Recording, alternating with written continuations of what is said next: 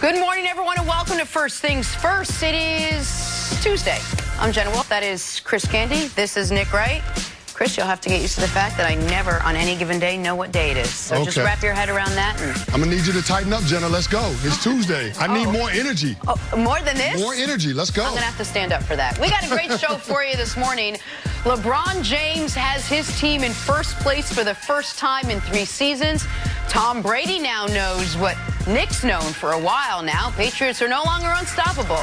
But we're going to start this program off energetically, Chris Canty, with a little Monday Night Football. Cowboys in town to face the Giants, looking for their 6th straight win over Big Blue. Dak Prescott had a big hand in getting that done after throwing a pick on his first pass, rebounded by tossing 3 touchdowns. Zeke ran for a season-high 139 yards, and that defense got to Daniel Jones 5 times last night. Cowboys now sit atop the division at 5-3 with the win over the Giants. Here's quarterback Dak Prescott after the win.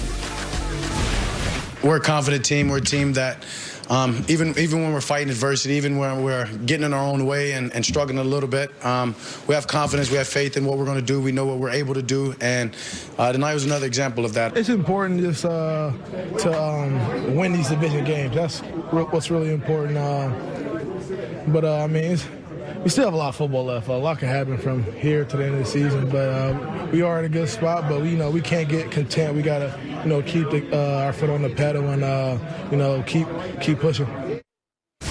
So interesting. We spoke yesterday on the show about the Cowboys being one of those teams that you don't fully trust because you don't know what they're going to give you week in and week out. After what you saw last night, Nick, do you feel more or less confident in this team? Well, I feel like you have to feel at least slightly more confident because we did see in this very building this Cowboys team lose to the worst of the 2 New York football teams in the New York Jets in a game that started not too terribly dissimilarly to how this one started, where the Cowboys are making mistakes, the other team's taking advantage. In a game you expect Dallas to be in full control of, all of a sudden it's like, wait, they're not only trailing, they're down 2 scores.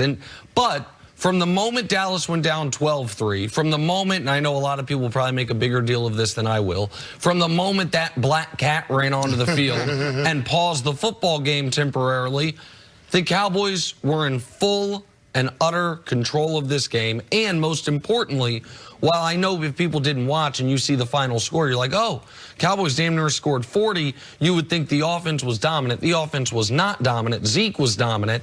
But that Cowboys pass rush and defense was exceptional. I understand the Giants are a unit that can be had up front, but after the Giants went up 12-3, what their offense did was three plays, 0 yards pick, 6 plays, 5 yards punt, 3 plays, 10 yards fumble, 2 long field goal drives, and then the final drive of the game of any substance where they ended up when Shermer gave up and punted the ball down 12 with 6 minutes left. So the Cowboys defense, led by that defensive line, stiffened. Zeke was outstanding. I don't think Dak was great, but he rallied from that first play of the game, which was as bad as a play could have gone to start a football game. So I don't have much more confidence in them after this week's win, but because of the circumstances in which it came, down 12-3, thinking, are we going to lose to both New York teams this year? Are we going to have that on our resume?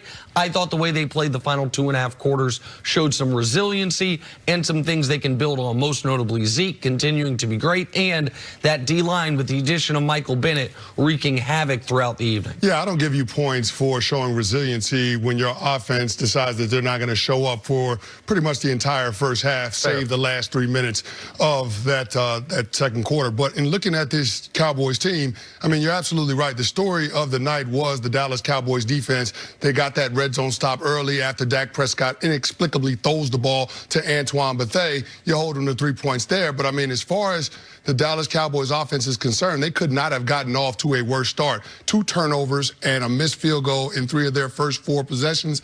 That's just unacceptable. That's not what you expect from a championship caliber team. Coming off a bye, Coming off of a bye week. But what you do expect is for a defense where they stood up when they had to. That red zone defense for the Dallas Cowboys, the Giants had 5 possessions inside the 10.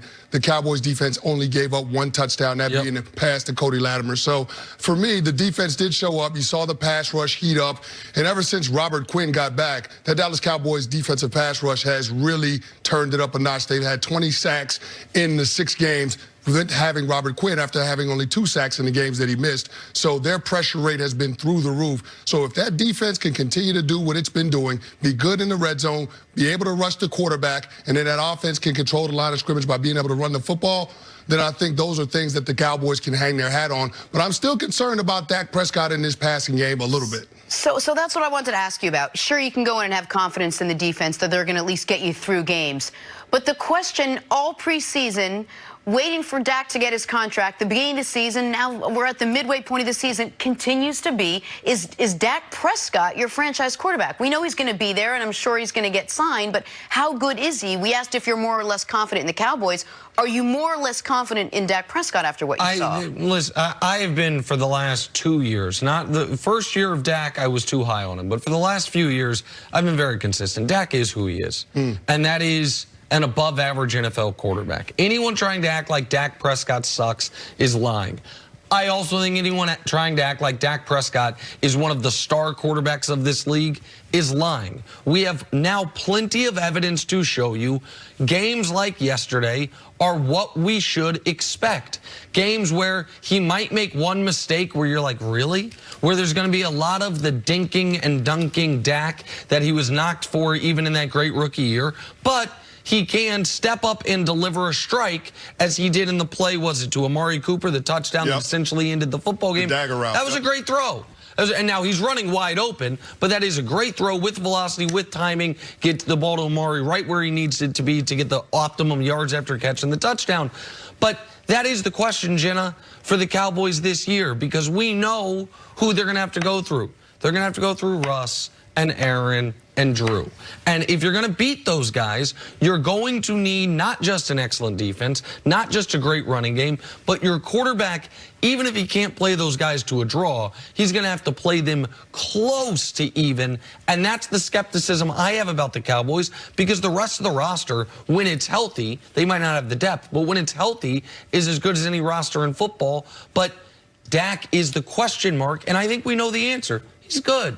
Dak's a good quarterback, and I don't know if that's enough for the Cowboys to get to where they want to be this year. And that's the question that they're going to have to eventually find out the answer to now in terms of whether or not Dak is going to be the guy. Jerry Jones has already said this is going to be our quarterback. He is the guy. And you know, when you look at the options in terms of replacing Dak Prescott, there really aren't any to speak of once we get to the offseason. So, I mean, this is your quarterback moving forward, but is he good enough to have you contending at a championship level?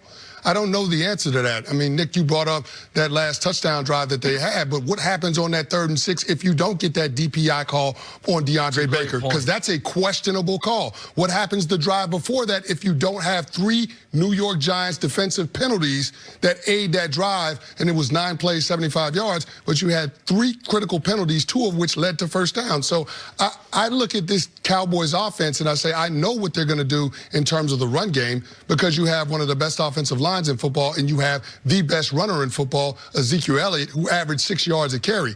I just don't know what you're going to get from Dak Prescott on a week-to-week basis.